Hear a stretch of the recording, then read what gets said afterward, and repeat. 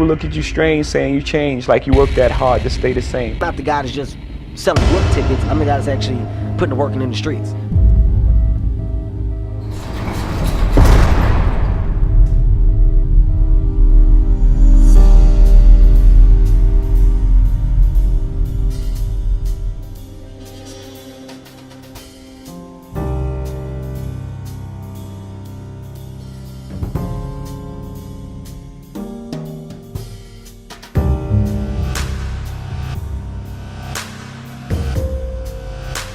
I go hard in the paint with this rap. And that's a hell of a job for any youngster, male or female, to have to build an empire.